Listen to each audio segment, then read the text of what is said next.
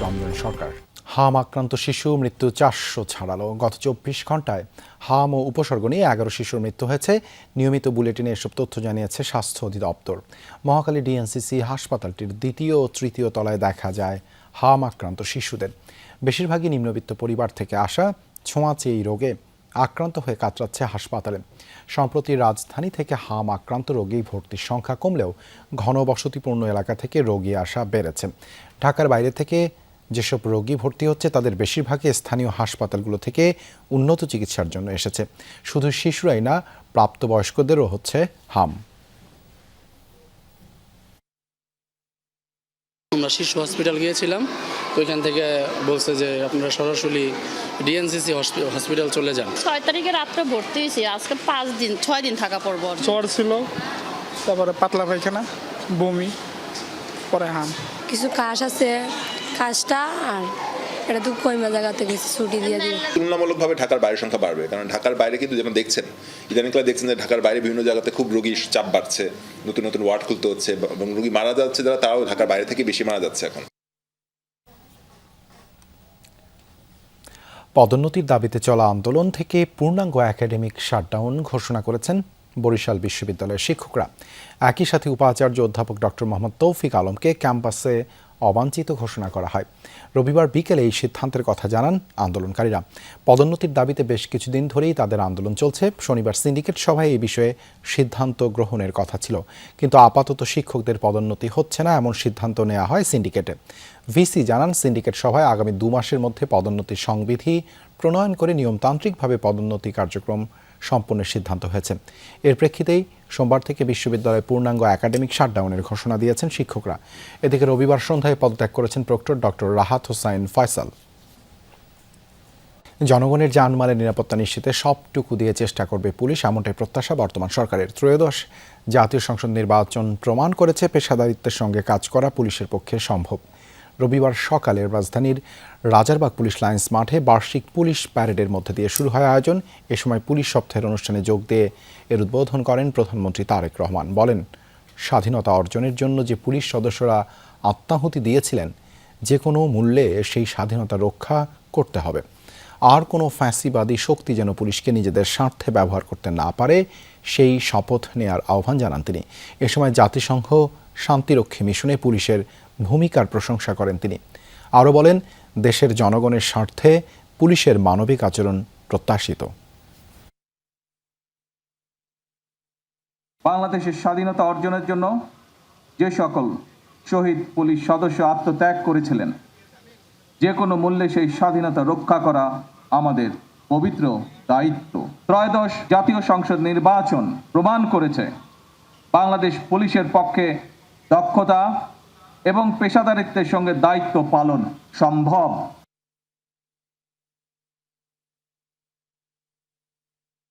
জনগণের নিরাপত্তা উপেক্ষা করে সরকারের গৃহীত কোনো কর্মসূচি সফল হওয়ার সম্ভাবনা নেই, এমন মন্তব্য করে জননিরাপত্তা নিশ্চিতের আহ্বান জানিয়েছেন জামায়াতের ইসলামীর আমির ও বিরোধী দলীয় নেতা ডাক্তার শফিকুর রহমান।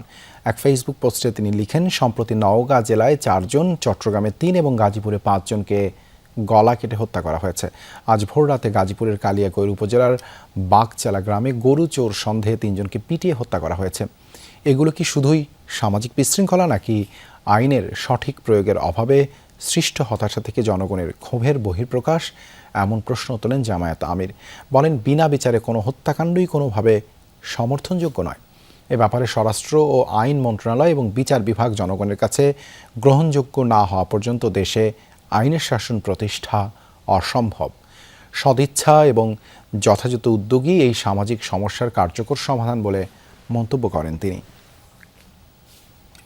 আসন্ন স্থানীয় সরকারের নির্বাচনের জন্য প্রাথমিকভাবে 100 উপজেলা ও পৌরসভায় প্রার্থী ঘোষণা করেছে জাতীয় নাগরিক পার্টি এনসিপি।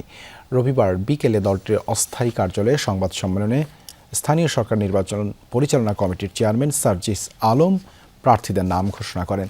তিনি বলেন, স্থানীয় সরকার নির্বাচনের জন্য 1000-এর বেশি আবেদন জমা পড়েছিল, তা থেকে প্রাথমিকভাবে 100 জনের নাম ঘোষণা করা হলো। এ মাসের 20 তারিখে দ্বিতীয় ধাপে আরও 100 জন প্রার্থীর নাম ঘোষণা করা হবে।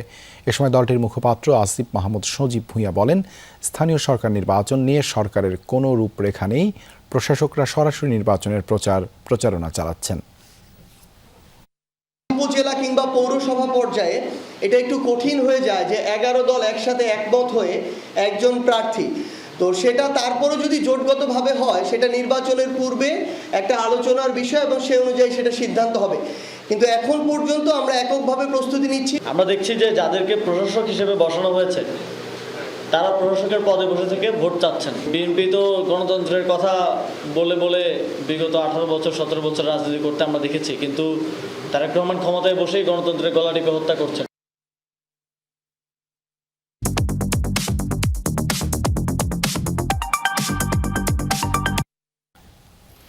ক্যাম্পাসগুলোতে ছাত্র রাজনীতি বন্ধের বিক্ষোভ নিয়ে পাল্টাপাল্টি অভিযোগ ছাত্রদল শিবিরের। গেল কয়েকদিনে ছাত্র রাজনীতি বন্ধে ইডেন ও তিতুমির কলেজ সহ বিভিন্ন ক্যাম্পাসে বিক্ষোভ হয়েছে। প্রশ্ন উঠছে সেসব আন্দোলন নিয়েও। ছাত্রদলের দাবি, সাধারণ নামে বিক্ষোভ করলেও তারা কেউ দল নিরপেক্ষ নয়। অভিযোগ, শিবিরের নেতাকর্মীরাই পরিচয় গোপন করে রাজনীতি বন্ধের দাবি জানাচ্ছে। অভিযোগ নাকচ করে শিবির নেতারা বলছেন, দখলের রাজনীতি করতে না চাওয়ার অধিকার জানাচ্ছে শিক্ষার্থীরা। অন্যদিকে বিক্ষোভ তথা অপরাজনীতির জন্য দুপক্ষকেই দুষছে ছাত্রশক্তি।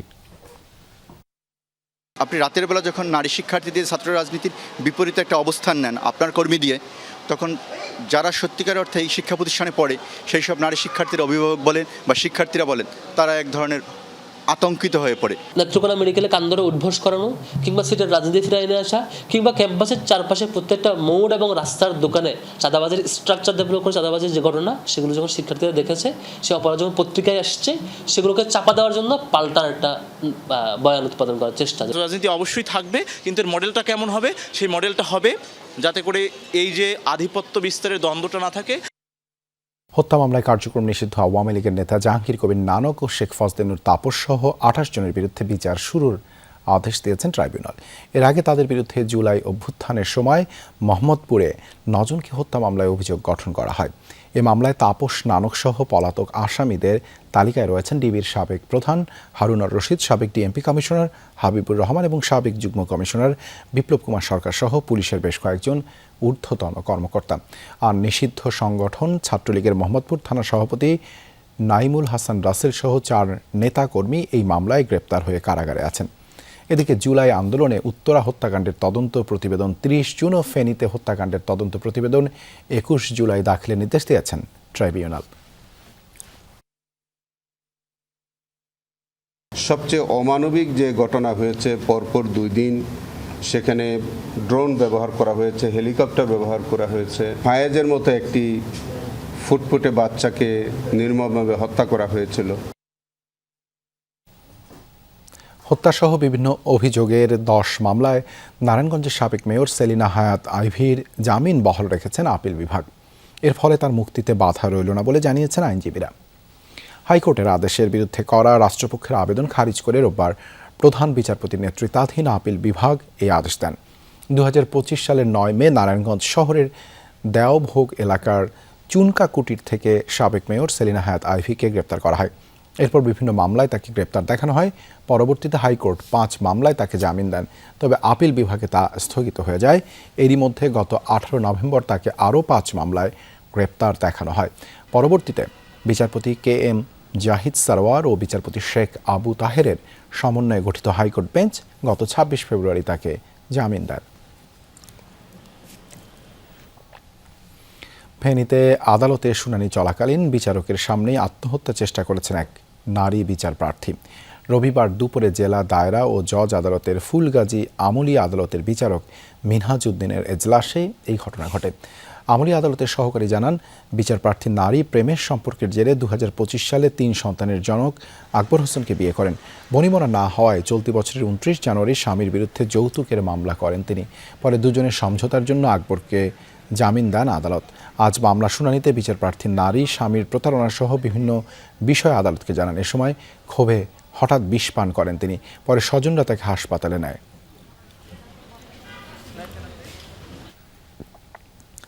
গাজীপুরের কালিয়াকৈরে গরু চোর সন্দেহে 3 জনকে পিটিয়ে হত্যা করেছে এলাকাবাসী। স্থানীয়রা জানায়, এলাকায় বেশ কিছুদিন ধরেই গরু চোরের উৎপাত বেড়েছে। রাত জেগে পালা করে পাহারা দেন গ্রামবাসী। প্রত্যক্ষদর্শীদের দাবি, শনিবার রাতে একটি বড় পিকআপ ভ্যান নিয়ে এলাকায় ঢোকে চোরের দল। টের পেয়ে তাদের ধাওয়া দেওয়া হয়। এক পর্যায়ে 3 জনকে ধরে গণপিটুনি দেয় এলাকাবাসী। এতে ঘটনাস্থলে মারা যান একজন। হাসপাতালে নেওয়ার পর বাকি দুজনকে মৃত ঘোষণা করেন চিকিৎসক। বিক্ষুব্ধ পিকআপ ভ্যানটিতে আগুন ধরিয়ে দেয়। খবর পেয়ে ঘটনাস্থলে যায় পুলিশ ও নিহতরা আন্তজেলা চোর ও ডাকাত দলের সক্রিয় সদস্য ছিল বলে জানান কর্মকর্তারা। গত 3 রাত আগে আমাদের তালতলা গ্রাম আবু বকর সিদ্দিক নামে ওনার বাড়ি থেকে 4টা গরু নিয়ে যাওয়া হয় চুরি করে। গাড়ি সহ তাদেরকে ধরে তাদেরকে কিছু দুজন চোরকে আমরা আটকানোর পরে তাদেরকে কিছু গণপিটুনি দেওয়া হয়। কিছুক্ষণ পরে আমরা শুনি যে তালতলা আরেকজন চোর সে পলাতক ছিল, তাকে ধরা হয়। নাম সেলিম, তার দেশের বাড়ি হলো পটুয়াখালী বরিশাল। আরেকজনের বাড়ি হলো আপনার আজাহার যে আছে বদনি ভাঙ্গা চিপুর, সে গাজীপুর জেলা। আর একজন হলো আপনার হলো কৃষ্ণ, তার বাড়ি হলো সিলেট সদরে। তারা দীর্ঘদিন যাবৎ এই আমাদের গাজীপুর বিভিন্ন এলাকা হইতে তারা কৃষকের গরু চুরি করে নিয়ে বিক্রি করিতেছে। নারায়ণগঞ্জের ফতুল্লা একটি বাসায় বিস্ফোরণে একই পরিবারের 5 জন দগ্ধ হয়েছেন। প্রাথমিকভাবে ফায়ার সার্ভিসের ধারণা গ্যাস লাইনের লিকেজ থেকেই দুর্ঘটনা ঘটতে পারে। স্থানীয়রা জানে রবিবার সকালে ভুঁইগড় গিরিধারা এলাকায় 8তলা ভবনের নিচ তলার একটি ফ্ল্যাটে বিকট শব্দ শোনা যায়। ছুটে যায় এলাকাবাসী। বাসাটি থেকে দগ্ধ অবস্থায় উদ্ধার করা হয় মোহাম্মদ কালাম, তার স্ত্রী সালমা এবং তাদের 3 শিশু সন্তান মুন্না, মুন্নি ও কথাকে। অবস্থা গুরুতর হয় দগ্ধ 5 জনকে নেওয়া হয় রাজধানীর জাতীয় বার্ন ইনস্টিটিউটে।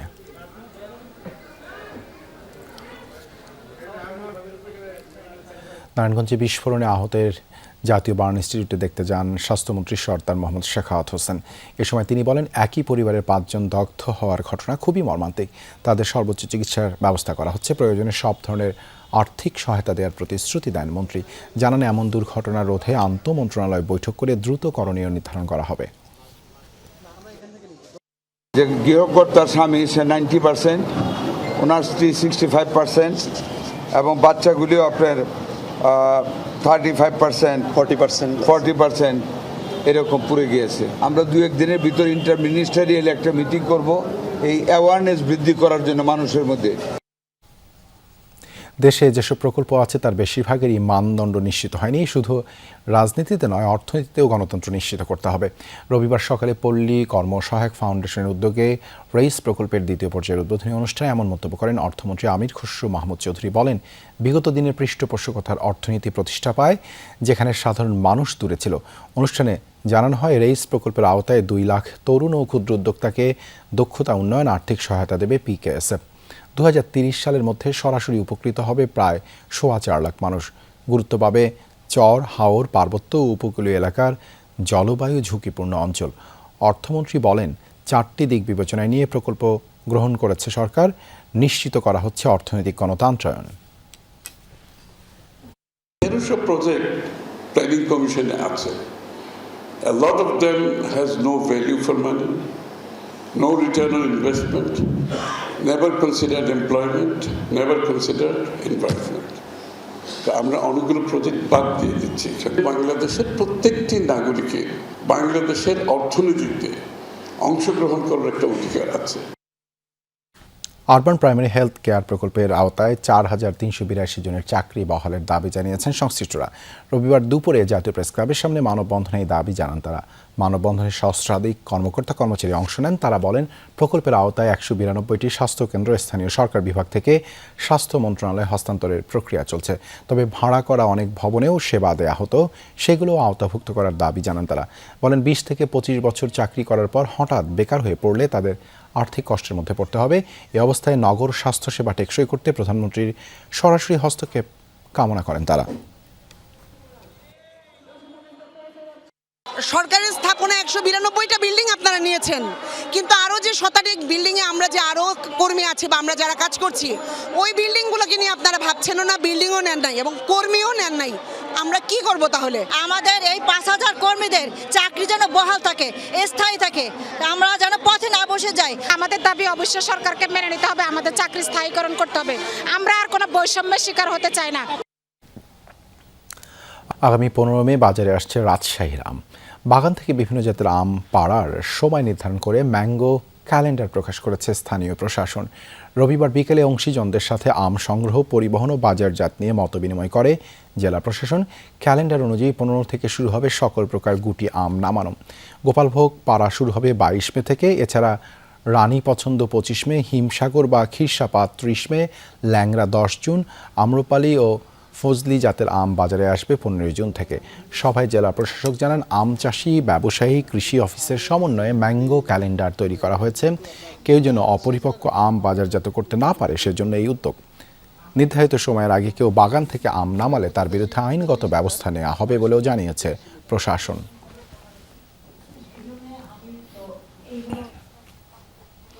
এদিকে নওগাঁয় 22 মে বাগান থেকে গুটি জাত নামানোর মধ্যে দিয়ে শুরু হবে মৌসুমের আম বাজারজাত কার্যক্রম। রবিবার দুপুরে জেলা প্রশাসকের কার্যালয়ে সংশ্লিষ্টদের সাথে বৈঠকে আম পাড়ার দিনপঞ্জি নির্ধারণ করা হয়। ক্যালেন্ডার অনুযায়ী গোপালভোগ আম বাজারে আসবে 30 মে, হিমসাগর 2 জুন, ল্যাংড়া ও হাড়িভাঙ্গা 10 জুন, আম্রপালি 15 জুন এবং ফজলি আম পাড়া শুরু হবে 25 জুন থেকে। চলতি মৌসুমে জেলার আম উৎপাদনের লক্ষ্যমাত্রা 3,87,235 মেট্রিক টন।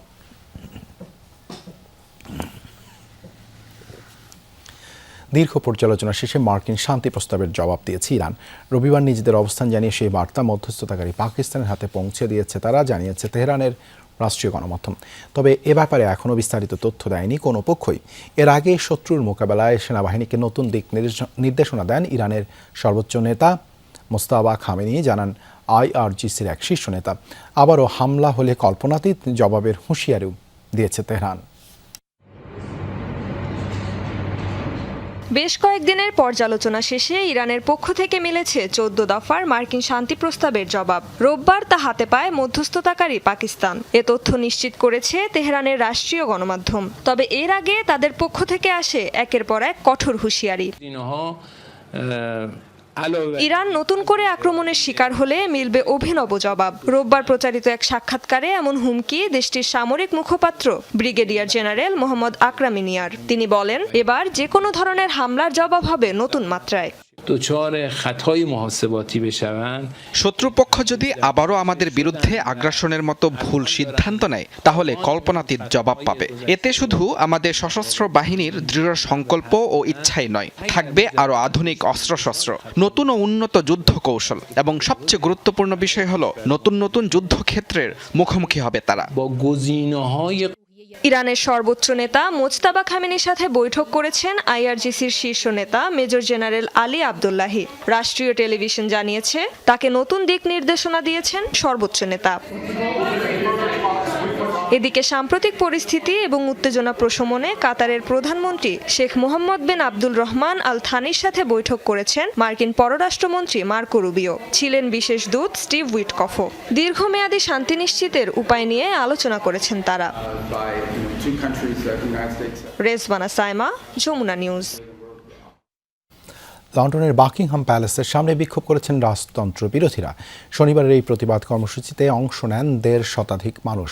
এ সময় বিক্ষোভকারীরা ব্রিটেনের রাজতন্ত্রের বিলুপ্তির দাবি তুলে স্লোগান দেন। জানান, রাজ পরিবারের অনুমোদন ছাড়া গণতান্ত্রিক পদ্ধতিতে রাষ্ট্রপ্রধান নির্বাচন দেখতে চান তারা। এছাড়াও রাজা তৃতীয় চার্লসের অপসারণের মাধ্যমে রাজতান্ত্রিক প্রথার বিলুপ্তির দাবিও তোলেন তারা। তবে বিক্ষোভে কোনো ধরনের বাধা দেয়নি নিরাপত্তা বাহিনীর সদস্যরা। যুক্তরাজ্যে এখনও 36% নাগরিক রাজতন্ত্র বিরোধী। সম্প্রতি এক জরিপে উঠে আসে এমন তথ্য। এ ছিল সব খবরের আজকের আয়োজনে। এতক্ষণ সাথে থাকার জন্য ধন্যবাদ সবাইকে।